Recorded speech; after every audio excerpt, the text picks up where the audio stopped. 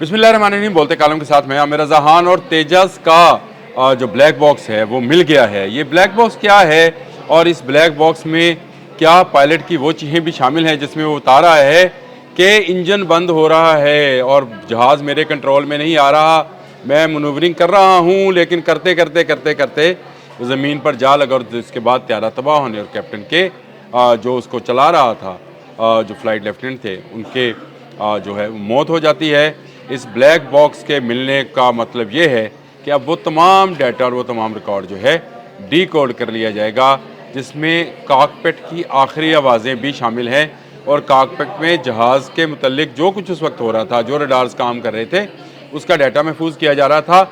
ये आज मेरे बोलते कालम का मौजू है, लेकिन मैं आपको साथ साथ ये भी बताऊँगा कि ये ब्लैक बॉक्स होता क्या है। सबसे पहली बात तो ये समझ लें कि ब्लैक बॉक्स हर जहाज़ में होता है, चाहे वो पैसेंजर है चाहे फाइटर है, लेकिन ये काले रंग का नहीं होता।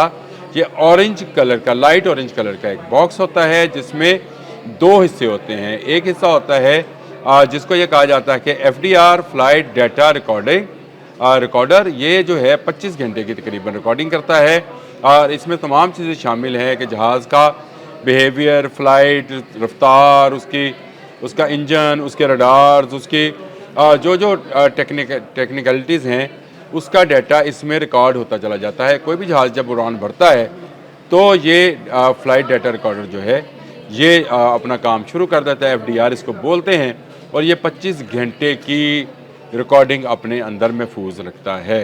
उसके बाद आ जाएँ इसका दूसरा हिस्सा, वो भी बड़ा अहम है और ये है वो हिस्सा जो कि कॉकपिट की में होने वाली गुफ्तगू को रिकॉर्ड करता है, चाहे कोई बड़ा पैसेंजर प्लेन है या कोई फाइटर प्लेन है।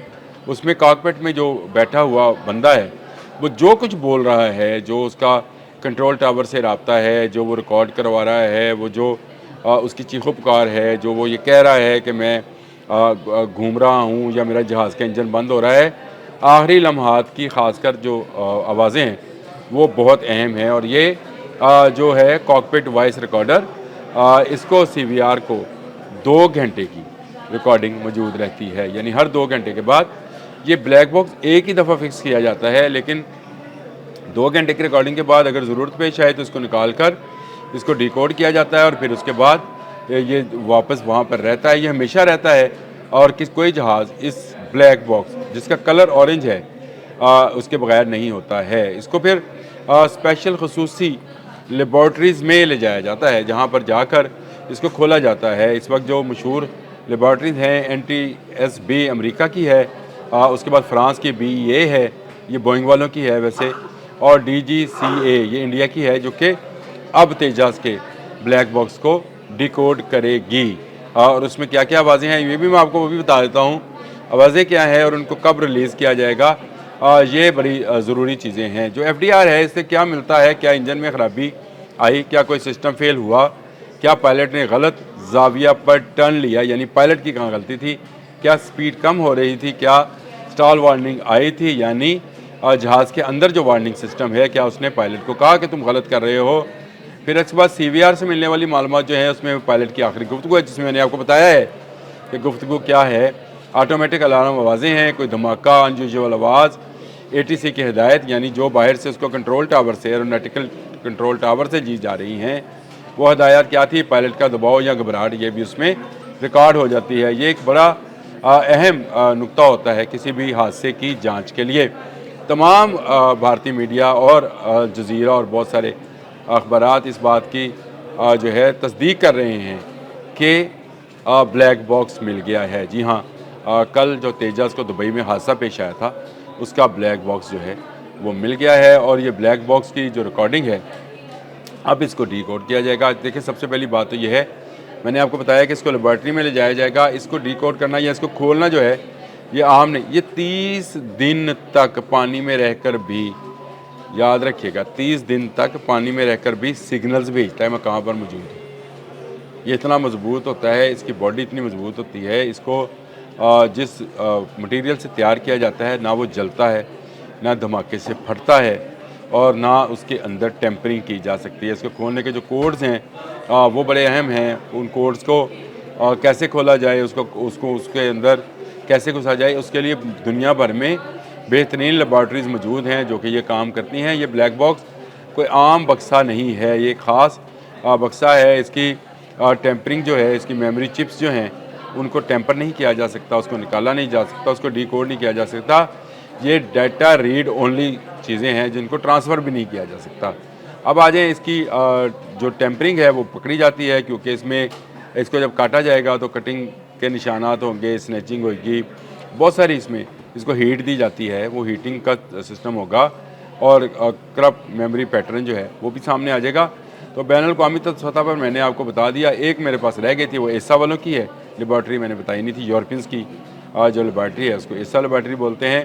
उसमें भी जो है ये मालूमात मिल जाएंगी।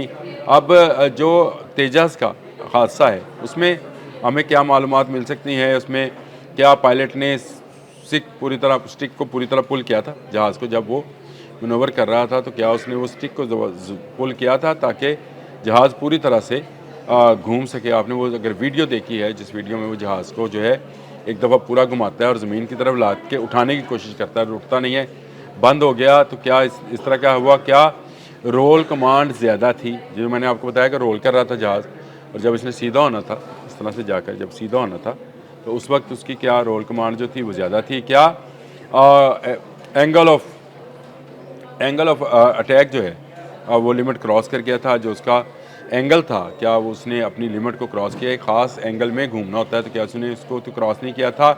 क्या आरपीएम कम ज़्यादा तो नहीं होता? रेस को जो लोग गाड़ी को चलाते हैं, मोटरसाइकिल चलाते हैं, उनको आरपीएम का तो पता है। क्या आरपीएम ज़्यादा था? टेम्परेचर क्या था उस वक्त इंजन का? थ्रस्ट में कोई ड्रॉप तो नहीं था एकदम से? जो थ्रस्ट है, जो उसकी रफ्तार को देने के लिए थ्रस्ट होता है, यानी उसके जो इंजन काम कर रहे होते हैं, क्या उसमें कोई कमी बेशी या ड्रॉप तो नहीं आया था? फिर कंप्रेसर स्टॉल तो नहीं हुआ था? और पेचीदा सेंसर डाटा जो है वो बताता है कि इसकी पिच, रोल या जी फोर्स, फ्लैप एंगल ये क्या थे? इसके बाद क्या फ्लाई बाय वायर इसका सिस्टम जो है वो रिस्पॉन्ड कर रहा था? क्या वो ठीक चल रहा था? या इसके पायलट ने आखिर में क्या कहा? क्या स्टॉल वार्निंग का अलार्म हुआ? क्या ओवर स्पीड वार्निंग हुई? जहाज़ के अंदर ही होता है कि ओवर स्पीड हुए तो आपको वार्निंग दी जाएगी। क्रूज़, जिसको हम अपनी गाड़ियों के हिसाब से कहें तो वो क्रूज़ लगा होता है इसके अंदर। एंगल ऑफ अटैक मैंने पहले बता दिया आपको। और इंजन कॉशन जो है लाइट, वो क्या है?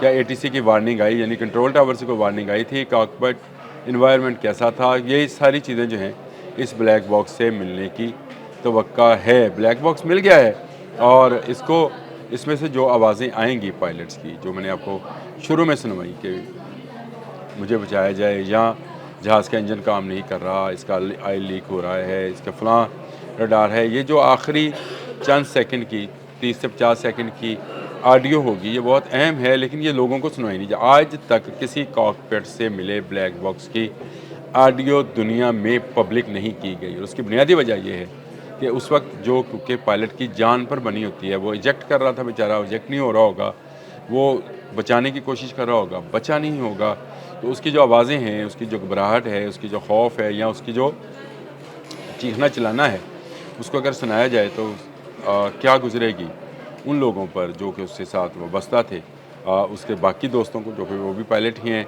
और उसके ख़ानदान वालों के साथ क्या गुजरेगी। लेकिन ब्लैक बॉक्स मिल गया है, और तेजाज़ की जो गिरना है वो किस तरह से हुआ, ये सारा इस ब्लैक बॉक्स के डाटा में से रिसीव हो जाएगा। ये जब आ जाएगा, जो इसके फ़्लाइट डाटा रिकॉर्डिंग है या सीवीआर है, इसकी कॉकपिट वॉइस रिकॉर्डिंग जो है, ये जब मिल जाएगी तो बहुत सारी हक़ाइक़ जो हैं सामने तो आ जाएंगे, लेकिन उसको रिवील नहीं किया जाएगा। हाँ, ये एक बात सामने आ सकती है कि क्या जहाज़ का कसूर था या पायलट का कसूर था। वो जो फ़्लाइट लेफ्टिनेंट बेचारे अपनी जान से गए इस बेकार से जहाज़ के लिए।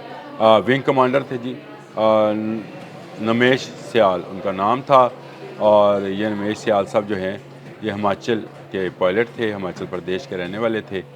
ये अपनी जान से गए, तस्वीर हम साथ लगा देते हैं इनकी इस हादसे में। लेकिन तेजाज़ की खुलकर सामने आ गया कि ये जहाज़ जो है इस काबिल नहीं है कि किसी जंग या एयर शो में हिस्सा ले सके, क्योंकि इसमें टेक्निकल फॉल्ट इतने हैं कि मार्च 2024 में ये राजस्थान में गिरता है, और अब देख लें नवंबर 2025 में ये दुबई एयर शो में गिर जाता है। इसके से पहले 2 दिन पहले इसका जो ऑयल था, इसी जहाज़ की एक और टुकड़ी का या एक और जहाज़ का ऑयल लीक, वो ग्राउंड है, वो बहुत सारे लोगों को शायद गलतफ़हमी है कि ऑयल लीक होने के बावजूद इस जहाज़ को उड़ा दिया गया, ऐसा नहीं है। वो ग्राउंड है, ये नया जहाज़ था और इसका पायलट जो हैं वो पिछले 2 माह से इन एरोबेटिक्स का प्रैक्टिस कर रहा था तेजस के ऊपर, जो उसने दुबई एयर शो में दिखानी थी। लेकिन मुझे लगता है कि पायलट की नाअहली से ज़्यादा तेजस की टेक्निकल फॉल्ट्स ने ये हादसा कराया। अब ब्लैक बॉक्स खुलेगा, तहकीकात होंगी, उसकी जो फाइनल रिपोर्ट होगी वो बताएगी कसूर किसका था, जहाज़ का या पायलट का। अब तक के लिए इतना ही। अल्लाह हाफ़िज़।